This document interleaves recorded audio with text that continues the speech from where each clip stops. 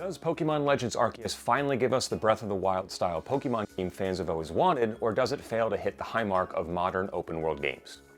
Well, kind of both. Let's take a look. Thanks for checking out this review. If you like what you see and hear, you know where the thumbs are, and subscribing is always appreciated.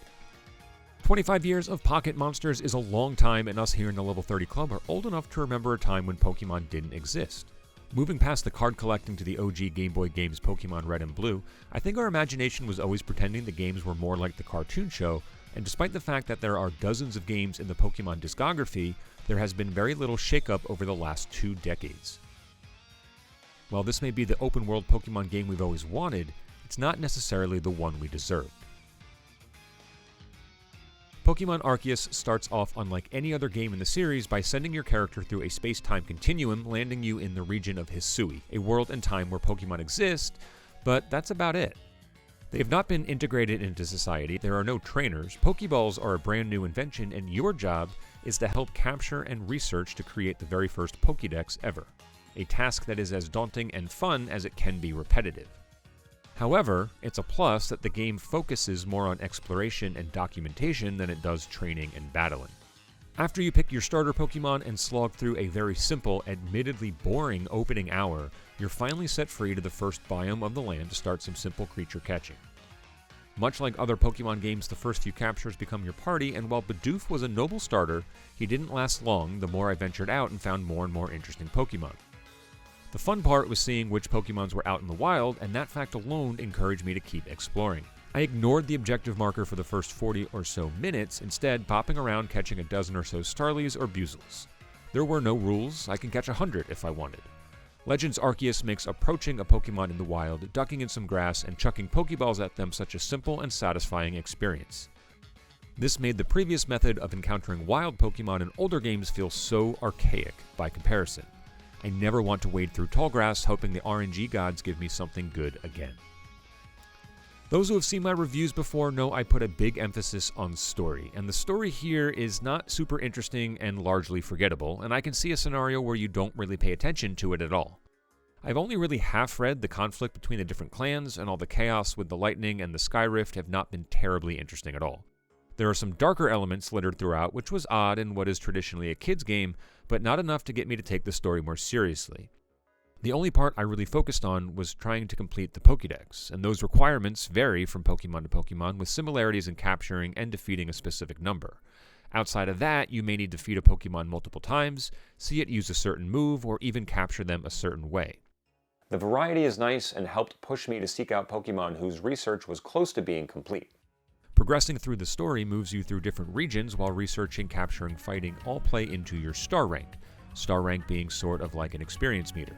The higher the star rank, the higher level Pokemon you can capture and control. Side quests are a major part of the game too, and while some have been interesting or downright weird, managing those have been clumsy. As I've been trained through RPGs in the past, I rack up as many side quests as possible, not knowing when you'll come across the requirements to complete it. However, the game never notifies you if one of the side quest's requirements are met. This means you have to sort out individually if you met them or not, which usually meant I'd lose track or interest altogether. For example, one quest early on has somebody asking you to find them a large-sized Buzel, which is over a specific height. You're never told if you caught one that meets the requirements, and instead have to go to the ranch to check the height of each one individually, then track down the person who gave you the quest. I think the reward is a couple of berries, and, well, it made the whole hassle not really worth it. I also encountered some mechanical issues early on with the game too. Maybe that was due in part to my eagerness to explore and capture right away, but I felt like some key things were underexplained. Alpha Pokemon, crafting, inventory management, how to swap out Pokemon, resting, fast travel, the ranch, releasing Pokemon, Stardust Grit, Charms, items were all things that my gaming experience allowed me to figure out fairly quickly, but as Pokemon audiences skew towards a younger crowd, those with kids may need to lend an extra hand. Grit, for example, is tethered to effort levels, which helps in maxing out your Pokemon stats. However, I don't recall ever being told how effort levels actually work.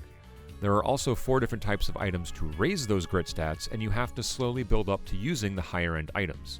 I largely ignored this early on because it didn't matter too much, but in later areas of the game, I'd have Pokemon losing 100 plus HP during attacks only to realize their defense Grit level was at 0. Now, there's been a healthy conversation on the aesthetics and its performance. And I say this with a staunch background in favoring art style over graphics. And the art direction here is really good, especially when it comes to the Pokemon themselves. However, the environments are quite ugly and barren, devoid of interesting textures in some areas. Shadows especially are downright dreadful, and the resolution to some assets when battling in water is almost criminal. Frame rate has been mostly steady except when creatures pop in the distance. It's very akin to another game I much enjoyed but was a little rough around the edges, Monster Hunter Stories 2. It has its moments, but doesn't look pretty all the time. And the reality is I was too busy hunting Pokemon and filling out my Pokedex to really care.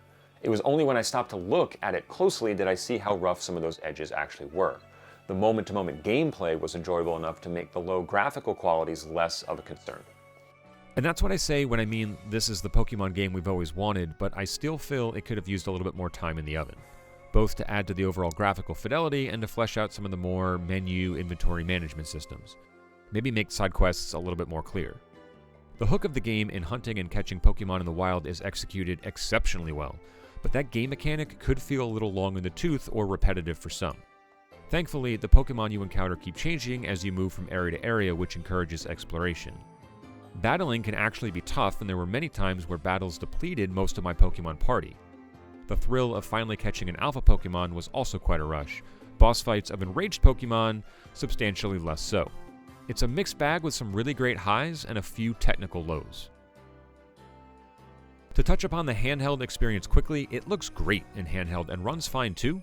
If you're an OLED user, those colors are going to pop well, I'm sure. However, with big hands, as I have big hands, some controller actions felt really cramped and uncomfortable, like holding the L button and down on the D-pad, for example. Look, if this is the future of Pokemon games, I'm all for it. It feels like a really great start to a new direction for the series, and I know if we get more Legends-style games in the future, they're only going to get better and better. Then again, the Pokemon Company is slow to evolve, so you never really know. I have hope, though, that the next time we are sent out on an open-world adventure, it'll be a much better experience in which to catch them all. That'll do it for this review. I'm Tom. Thanks for watching. If you liked, give a thumbs up. If you want to subscribe, that would be great. Let us know in the comments what your Pokemon party was, who your starter was, and all that jazz. And I'll see you in the next level.